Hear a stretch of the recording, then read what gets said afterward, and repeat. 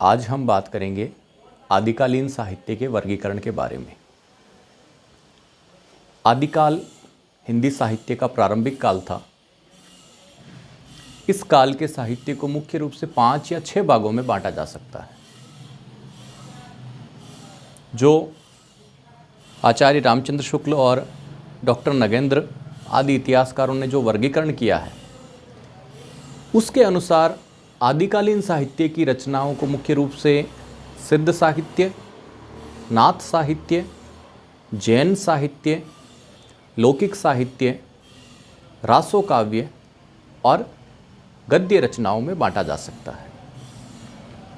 कुल मिला के ये जो 6 प्रकार हैं, इनमें सबसे महत्वपूर्ण प्रकार है रासो काव्य का। इसी रासो काव्य की प्रचुरता के कारण इस युग को वीरगाथा काल नाम भी दिया गया। डॉक्टर ग्रियर्सन और रामकुमार वर्मा आदि विद्वानों ने चारण काल के नाम से भी इसे अभिहित किया या वीर काल के नाम से अभिहित किया। तो मुख्य रूप से रासो काव्य ही इस युग का प्रमुख काव्य है।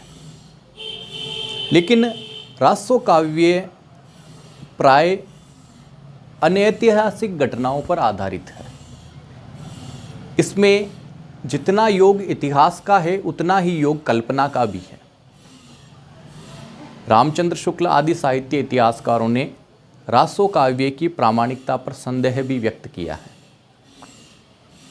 इस युग में रासो काव्य लिखा गया, लेकिन उस रासो काव्य में, उन रचनाओं में बाद में अनेक अंश जुड़ते गए। तो आज हम बात करेंगे आदिकालीन साहित्य में मुख्य रूप से सिद्ध और नाथ काव्य के बारे में। सबसे पहले हम बात करते हैं कि ये सिद्ध और नाथ संप्रदाय हैं क्या। वैदिक मत की प्रतिक्रिया स्वरूप जब बौद्ध मत का उदय हुआ, तो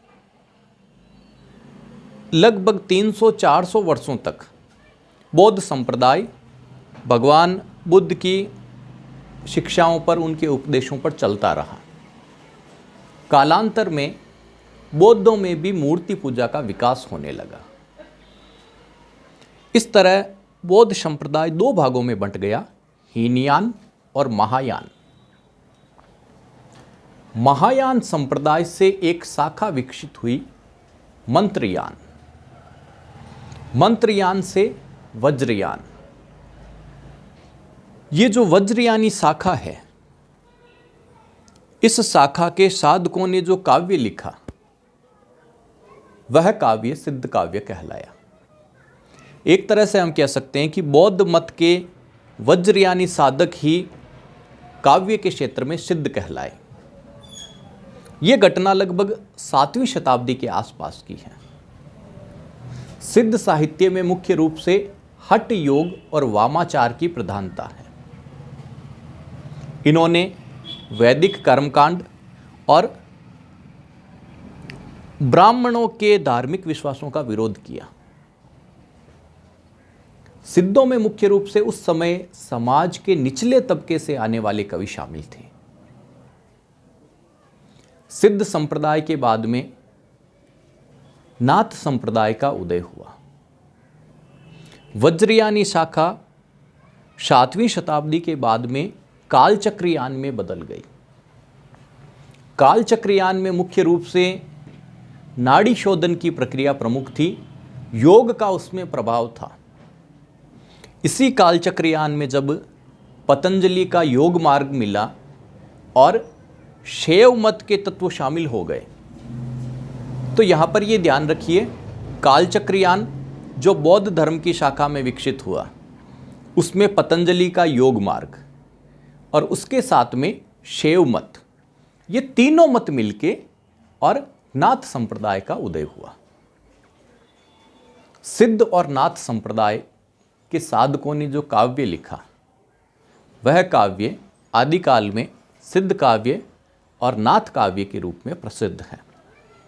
सबसे पहले बात हम करते हैं सिद्ध साहित्य के बारे में। सिद्धों ने मुख्य रूप से लोक भाषा अपभ्रंश में दोहा छंद को अपनाते हुए रचनाएं की। सिद्धों की रचना शैली की बात करें तो उसमें दोहा है और चर्या पद हैं, यानी ऐसे पद जिनको गाया जा सकता है। इन रचनाओं में वज्र यानी तांत्रिक मान्यताओं की अभिव्यक्ति हुई है। सिद्ध कवियों की बात करें तो सिद्धों में सबसे पहले और सबसे प्रमुख कवि हैं सरहपा। इन्होंने दोहा कोश की रचना की। ये दोहा कोश षोडशेनी अपभ्रंश में लिखित है। यहां पर इस बात का ध्यान रखना जरूरी है कि अपभ्रंश हिंदी से एक अलग भाषा थी, लेकिन जब हम हिंदी साहित्य की बात करते हैं तो हिंदी साहित्य की पृष्ठभूमि के रूप में हम अपभ्रंश की रचनाओं का भी अध्ययन करते हैं। षोडशेनी अपभ्रंश में सन 769 में सरहपा ने दोहा कोश की रचना की। इस रचना में अंतःसाधना का समर्थन किया गया, यानी आंतरिक साधना का समर्थन, और पंडितों को फटकार लगाई गई है। इसके साथ ही वाम मार्ग, जो मार्ग वैदिक मार्ग से अलग था, उसको अपनाया गया। आदिकाल की इस धारा के प्रथम कवि हैं सरहपा, जो कि नालंदा में आचार्य भी रहे। सरहपा भी समाज के निम्न तबके से आते थे। ऐसा माना जाता है कि वे जाति से भील थे। सरहपा के बाद में दूसरे प्रमुख सिद्ध कवि हैं सबरपा, जिनकी रचना है चर्या पद। इन पदों को गाया जाता है। अगले कवि हैं डोम्बीपा, जिन्होंने डोम्बी गीतिका की रचना की। कणहप्पा के कुल मिला के 74 ग्रंथ मिलते हैं। इनके साथ साथ कुछ महिला सिद्ध साधिकाएं भी थी, जिनमें मणिभद्रा या मणिभद्रपा, कणखलपा और लक्ष्मीकरा प्रमुख हैं। सिद्धों की साधना का जो प्रधान केंद्र है वो श्री पर्वत है, और सिद्धों की प्रमुख पीठ, उनके प्रमुख स्थान नालंदा और विक्रमशिला में थे। सिद्ध साहित्य में मुख्य रूप से 3 प्रकार की रचनाएं मिलती हैं। पहली नीति और आचार विषयक रचनाएं, यानी मनुष्य का व्यवहार कैसा होना चाहिए। दूसरे प्रकार की जो रचनाएं हैं वो उपदेशात्मक हैं, और तीसरी प्रकार की रचनाएं साधना विषयक रहस्यात्मक हैं। तो एक बार फिर से हम रिपीट करें कि प्रमुख सिद्ध कवि कौन कौन से हैं। सबसे प्रमुख और पहले कवि हैं सरहपा, जिनकी रचना है दोहा कोश। अगले कवि हैं सबरपा, जिन्होंने चर्या पद लिखे। फिर डोम्बीपा, जिनकी रचना डोम्बी गीतिका है, और इसके बाद में कणहप्पा, जिनके कुल मिला के 74 ग्रंथ हैं। महिला सिद्ध साधिकाओं में मणिभद्रपा, कणखलपा और लक्ष्मीकरा हैं। अब बात करते हैं सिद्ध साहित्य की विशेषताओं के बारे में। सिद्धों ने रहस्यात्मक साधना पद्धति को काव्यात्मक तरीके से अभिव्यक्त किया। इनके काव्य और साधना में सहज शून्य की समाधि को सबसे प्रमुख माना गया। ये शून्यवाद बौद्ध दर्शन में, बौद्ध धर्म में नागार्जुन द्वारा प्रतिपादित किया गया। तो स्पष्ट है कि बौद्ध विद्वान नागार्जुन का शून्यवाद सिद्धों की रचनाओं और उनकी साधना पद्धति पर गहरा प्रभाव रखता है। इन्होंने मुख्य रूप से अपभ्रंश भाषा को अपनाया, जो गूढ़ थी, जो प्रतीकात्मक थी और जिसमें एक रहस्य की भावना थी। इस रहस्यात्मक अपभ्रंश भाषा को संध्या भाषा या सांध्य भाषा भी कहा गया। प्रारंभ में सिद्ध साधक हठ योग को प्रमुख माध्यम मानते थे। बाद में धीरे धीरे इनकी साधना पद्धति और काव्य वामाचार की ओर बढ़ने लगे। इन्होंने साधना की सिद्धि में जो पंचमकार हैं, जिसमें मांस, मदिरा, मत्स्य आदि को महत्वपूर्ण स्थान दिया। सिद्धों का मुख्य उद्देश्य इस जन्म में ही सिद्धि प्राप्त करना था।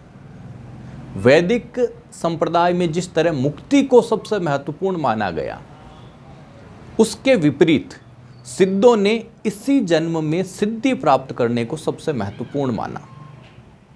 इन्होंने जाति और वर्ण व्यवस्था का घोर विरोध किया। षोडशेनी अपभ्रंश में मुख्य रूप से दोहा छंद को अपनाया।